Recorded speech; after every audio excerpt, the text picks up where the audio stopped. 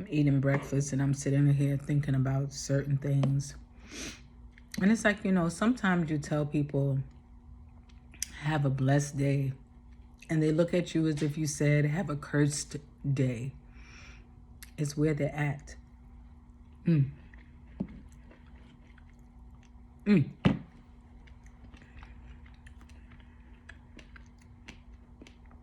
Like I'm feeling blessed right now with this breakfast. I can't even describe. Let me wipe my hands. Can't even describe. I'm sitting up here giving thanks, being grateful for having these raw oats. Oh my God. With cinnamon and strawberries, flax seeds, sunflower seeds.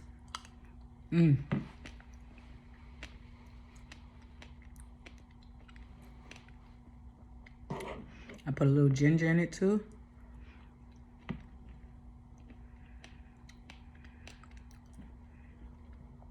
It's the little things. It doesn't even have to be big for you to be in a spirit of gratitude. Like, even doing like crochet, small things make me happy.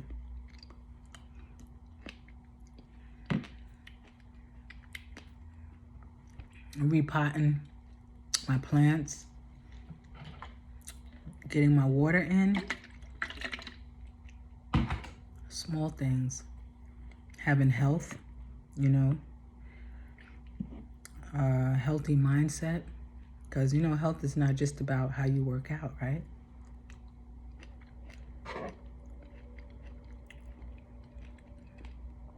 Not just about how you eat. Also about where your heart is at. Where's your heart?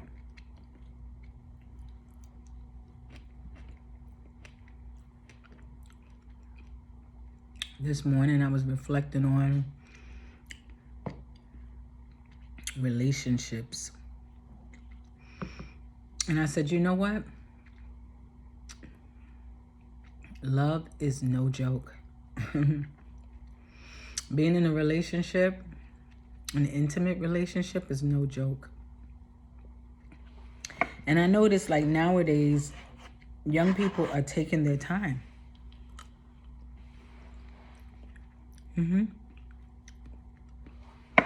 Young men and young women are not rushing into relationships like we did.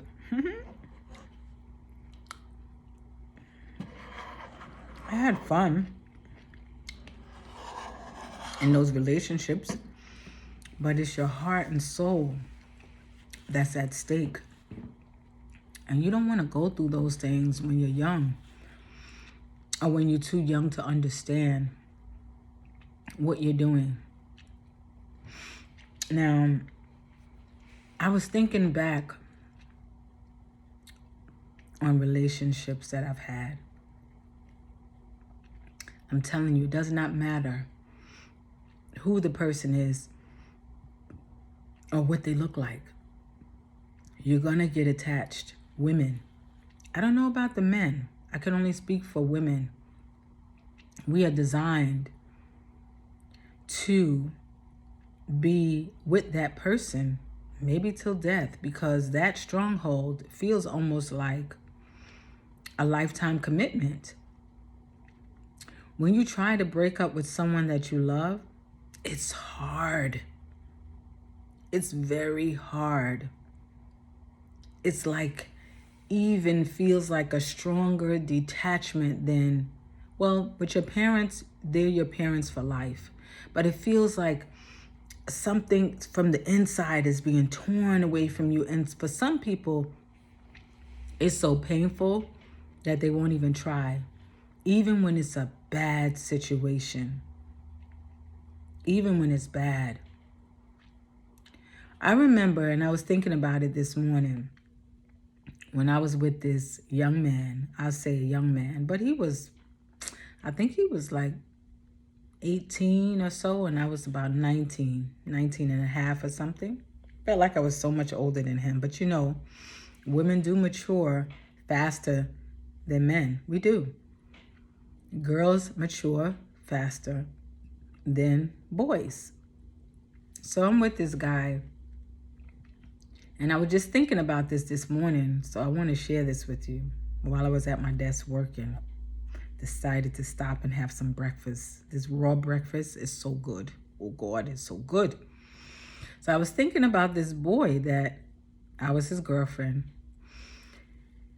and we were living together. And I understood that I made more money than he did, so we had an agreement. He would give me a portion of the rent, although he couldn't give me the largest portion. And he would buy the groceries and pay like the light bill, but I would pay the larger bill because I made more. So I paid the majority of the rent and he took care of the small bills. And it worked. But he felt very little. He felt very insecure. He felt like less than a man. You know, he's a young man trying to impress me. He loved me, and he's trying to impress me. So we're grown up in a time where drugs are either you're using them or you're selling them as young people, right? And this is not any little small drug, but this is what you call crack. Crack was rampant when I was dating him. So he decided he wanted to make some really good money. While we're living together, he decides, you know what, I can't take this. I got to go sell drugs. So I said to him, if you decide that you're going to go out there and sell drugs, we're going to break up. I'm leaving. I'm out. So he decided that he wanted to sell drugs. He did that. And you know what? I moved out.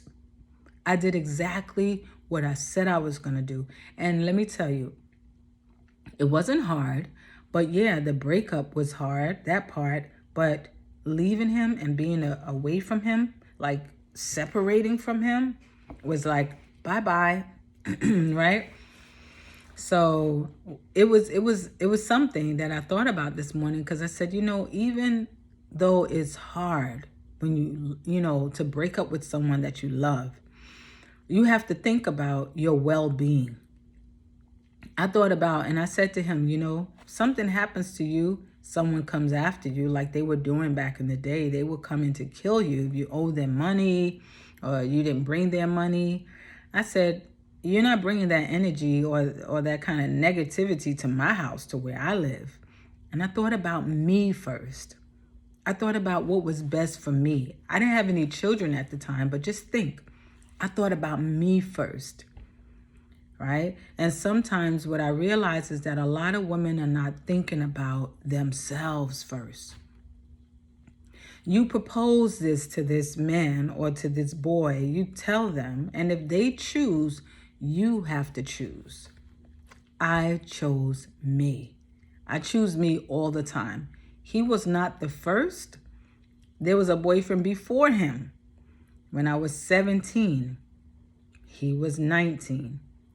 And he decided that he wanted to do something. I didn't know what he was doing because I wasn't really that street smart, you know, but I wasn't dumb.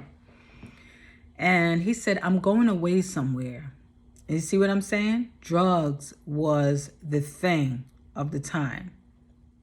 And he says, I don't know if I'm going to come back because it was very dangerous. But he didn't tell me what he was doing. And he decided that he had to go out of state, go out of town. He did that. You know what? He did that. And you know what? It was so hard to disconnect my emotions from this guy. I was like, you know what? If he comes back, I want to be in a different state of mind. I want to be strong. I want to show him. I'm going to show him. And do you know what? He came back. He came back. And you know what? I was so high. I'm talking about spiritually. I don't know where I got that from because I wasn't in the church then. I wasn't in the mosque then. I was just conscious. And it was so hard. We met up in the park, right? And we sat on the park bench, and he sat next to me, and he just observed me. He's looking at me like, you're a different person. You're not the same. And I said, no, I'm not. It's, I still love you. I care about you, but no, it's over. And it was so hard for him. He could not believe it. He played with my emotions, but at the same time, I found out later that he was selling drugs out of state. And then he started using drugs. So he showed the behavior and the way he acted after I decided to not reconcile with him. And boy, oh boy, but you know what? I never went back. I never went back. And it was so hard while he was gone. It was like I cried. I curled up my whole inside. I mean, I felt it. But he was not the first to break my heart. So what happens is that feeling, you're in a relationship with someone and you know it's wrong. You know the relationship is not going in the right direction. You know the relationship does not serve you. But every time you think of breaking up with that person, you feel this pain. You feel this pain of detachment. It's real. It is real. And so it makes you delay breaking up something. But then when you're in it, it is also painful. So either way is painful. But I want to encourage you and tell you, when you get on the other side, after you sever that relationship and you break that tie, sever that tie, you're going to feel better, especially if you're in a bad situation. There are more experiences, young people, that are waiting for you. There are more experiences, older people, that are waiting for you. It's never over, especially when you're in a situation that is not serving you. You have to know that you got to find a way. You have to find a way to get away from that toxic situation, or else a lot of times it will lead to your detriment. It will lead to your downfall. It will be to your detriment if you stay in it. And it will lead to your downfall if you continue to try to insist on staying. Take it from me. Take it from me. I'm the resilience queen. I am the queen of resilience. My friend that I've been friends with for we've been friends for almost 50 years. And I asked her, what's the one word that describes how you view me? She said, resilient. I have a friend that I've been friends with for about almost 30 years. I asked her, how would you describe me? She said, your ability to get up and move on in situations, and you come out looking like untouched. It's not that I don't feel. It's that I put me first. You have to put you first. Because you know why? Nobody's going to do that for you. No one's going to honor you if you don't honor you.